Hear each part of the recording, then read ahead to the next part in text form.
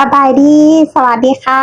สบายดีวันลอยกระทงเด้อจ้าผู้ใดได้ไปลอยกระทงอยู่ไสแน่นอนจ้าส่วนออนเองค่ะอยู่ห้องคือเก่าเนาะอยู่ห้องเลี้ยงลูกนะเนื่องจากว่าลูกยังน้อยเนาะยังบ่กล้าพาออกไปตอนกลางค่ำกลางคืนนะทุกคนค่ะเนาะผู้ใดลอยกระทงก็อย่าลืมลอยเผื่อแน่เด้อจ้าเนาะทุกคนค่ะมื้อนี้น้องอ้อนก็จะมีเรื่องราวมานำเสนอนะคืออ้อนก็ได้ไปเห็นช่องคือน้องเพิ่นคือเว้าง่ายๆคนไทยเพิ่นโปรโมตเนาะอ่าเพิ่นโปรโมตการท่องเที่ยวให้ลาวจริงๆเนาะคือโดยบ่ต้องแบบใช้เงินโดยบ่ต้องอิหยังเพราะว่าเขาเห็นว่ามันงามสถานที่นี้มันน่าไปมันอันนั้นคืออ้อนเองในฐานะคนลาวเนาะอ้อนต้องขอขอบคุณช่องทีวีไทยหลายๆเด้อจ้าเนาะที่โปรโมตการท่องเที่ยวให้ลาวแล้วก็คนไทยหลายๆคนที่ได้พากันพาไปเที่ยวเนาะได้พากัน พาไปเที่ยวอยู่สถานที่นั้นสถานที่นี้เนาะที่แบบคือเว้าง่ายเลยคนไทยน่าจะเป็นอันดับหนึ่งเลยนะที่ว่าไปเที่ยวลาวเนาะแล้วก็รู้สึกแบบอยากไปอีกแล้วก็อยากให้คนนั้นคนนี้ไปเนาะแล้วก็คือสถานที่นี้อ้อนบ่เคยอ้อนบ่เคยไปดอกแต่ว่าอ้อนนะเคยได้สัมผัสทำแล้วก็หินย่อยจริงๆนะทุกคนคืออ้อนได้ไปแล้วมันเย็นมากๆเลยอ้อนก็ยังอยากให้ PPFC คนใดที่ว่าไปเที่ยวก็อย่าลืมแวะไปเที่ยวสถานที่นำเด้อเดี๋ยวอ้อนจะพาไปเบิ่งคลิปนี้เนาะก่อนอื่นก็ต้องขออนุญาตช่องไทย PBS เนาะเดี๋ยวอ้อนจะขึ้นและอ้อนจะแปะลิงก์ไว้เนาะเพราะว่าเอาคลิปเพิ่นมาเดี๋ยวเราไปเบิ่งเลยว่าสถานที่มันสวยงามส่ำใดนะคะทุกคนค่ะเนาะเพราะว่าเป็นสถานที่ลาวแต่ว่าช่องอ่าทีวีเนาะทั้งไทยและก็ซื้อทั้งไทยเนาะเขาเอามาลงโปรโมทให้นั่นเองนะคะ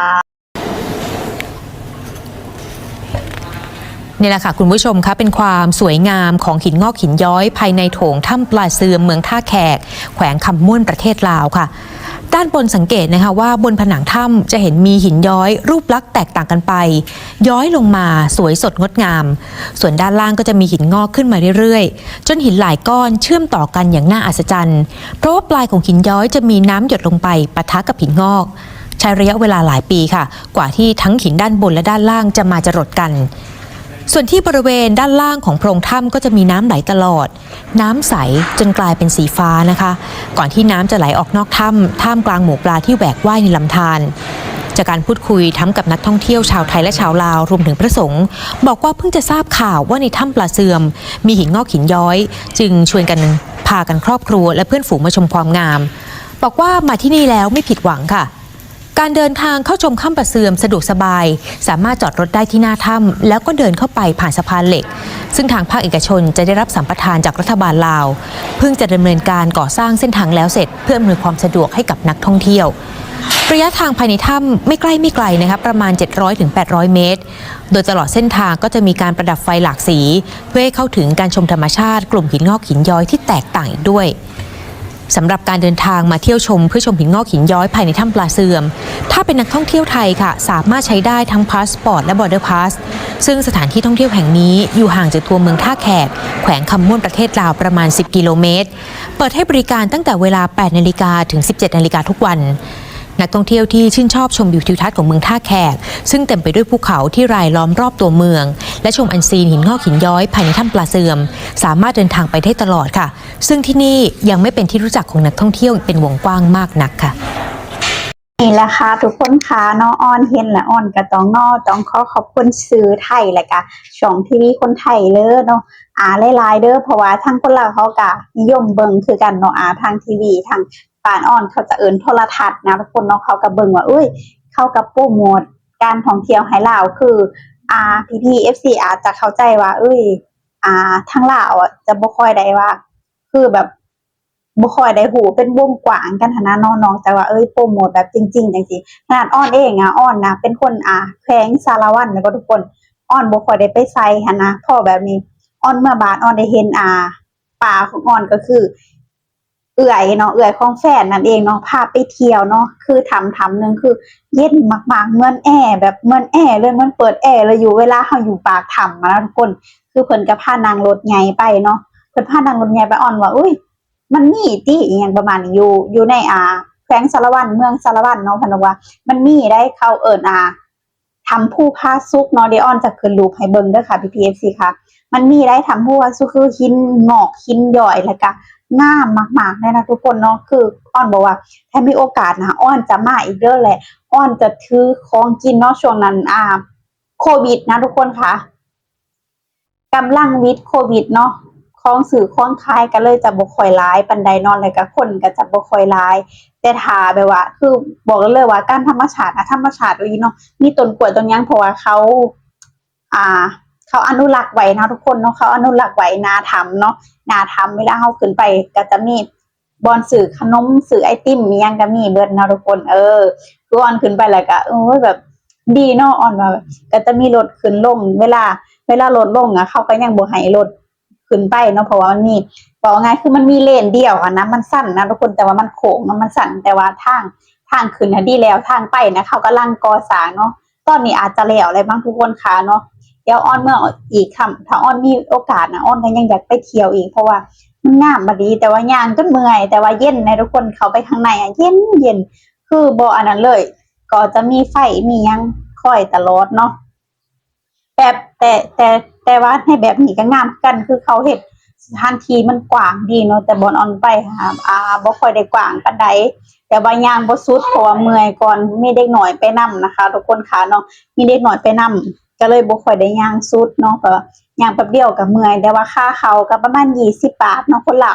ต่างชาติบ่ฮู้เท่าใดนะทุกคนอ่อนก็ลืมถามเขาเนาะต่างชาติก็อาจจะบ่แพงดอกแต่ว่าคนลาวนะคนละ20 บาทคนละ10,000นั่นเองเนาะ10,000ธนาคารเขา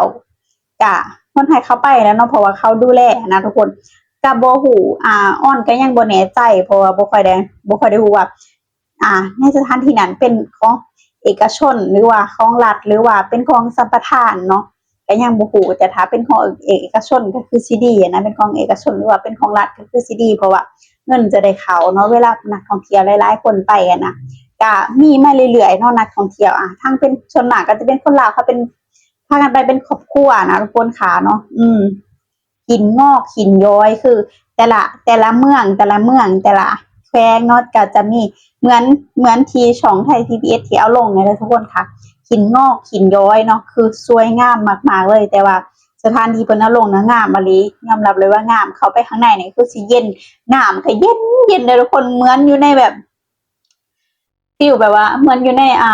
เป็นน้ำในตู้เย็นเลยใสพร้อมน้ำแบบมันไหลในถ้ำมันนะบอกว่าเลยว่ามีความสุขเนาะเวลาไปมันหิวใจสุดๆเลยนะเวลาออนได้ไปนะคือถ้ามีโอกาสออนก็จะไปอีกเนาะถ้าผู้ใดมีคนไทยผู้ใดไปเที่ยวเมืองแขวงสารวัตรก็อย่าลืมไปเที่ยวด้วยจะทำผู้พาซุกเนาะอยู่ในเมืองสารวัตรอาจจะต้องขามกับเมืองตุมล้านเนาะตุมล้านสารวัตรอย่างประมาณนี้นะแต่ว่าตุมล้านก็เป็นแขวงสารวัตรคือกันแต่ว่าคนละเมืองกันซื่อๆนะคะทุกคนค่ะเนาะก็อย่าลืมแวะไปเที่ยวกันเด้อจ้าเนาะพี่ชวนPPFCคนใดได้ไปเที่ยวกันลืมคอมเมนต์บอกอ้อนได้ว่าผู้ใดไปเที่ยวลาวบ่อนใดประทับใจแน่เนาะส่วนอ้อนนี่คือได้ไปยังบ่ได้ไปซ้ำคนไทยสำนักขนาดนายจางอ้อนเขาได้ไปหันได้ไปนี่เขายังมาบอกอ้อนว่าเฮียนะได้ไปบอนหันบอนนี้พิพิธภัณฑ์ใหม่ที่เปิดนะเฮียก็ได้ไปแล้วว่าแต่ประตูไซเฮียก็ได้ขึ้นแล้วก็วัดอีหยังวัดที่ดังๆอยู่ในลาวอยู่ในเวียงจันทน์นะเฮียก็ได้ไปอ้อนว่าเมื่อขนาดอ้อนเป็นคนลาวอ้อนยังไม่ได้ไปเลยเพราะว่ามันใกล้เนาะแต่ถ้าซ้ำกับอยู่ไทยเขาเฮาตอนนะเฮาบ่แม่นสิว่ามีเงินค่ารถมีอีหยังหลายๆนะทุกคนก็เลยบ่ได้ไปแต่ถ้ามีโอกาสก็อยากไปเที่ยวเนาะอยากเห็นพระธาตุอิงหั่งเนาะที่เป็นโด่งดังเนาะแล้วก็มีความเชื่อเนาะเราจะเป็นอันดวงเวียงจันทน์เนาะแล้วก็ประตูไส้เนาะก็ยังบ่เคยไปได้ทุกคนอ้อนบอกเลยว่าบ่เคยไปเที่ยวเวียงจันทน์จักเทื่อนะขนาดเที่ยวในรอบๆแถวบ้านไกลๆเจ้าของยังบ่ค่อยได้ไปเลยทุกคนค่ะแต่คนไทยนะได้ไปหลายบ่อนแล้วที่ว่ามันดังๆของลาวเนาะว่าจะเป็นดงพะบ้างหรือว่าเป็นน้ำตกเนาะคนไทยก็ได้ไปหลายอยู่แล้วเดี๋ยวมาเบิ่งคอมเมนต์พี่ๆคนไทยที่เขาได้ไปเที่ยวเนาะเพิ่นบอกว่ายังมีหลายๆแห่งที่สวยกว่านี้อีกนะคะหนูไปมาแล้วโอ้โหพี่คนเนี้ยสวยมากค่ะเคยไปมาแล้วสถานที่นี้ดีใจเด้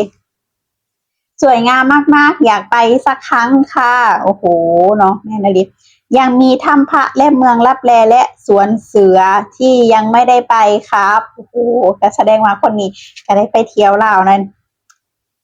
ลาวหลายแน่นอนเนาะสวยค่ะ ไปบ่อยสังเกตเห็นปากถ้ำที่เปิดจาก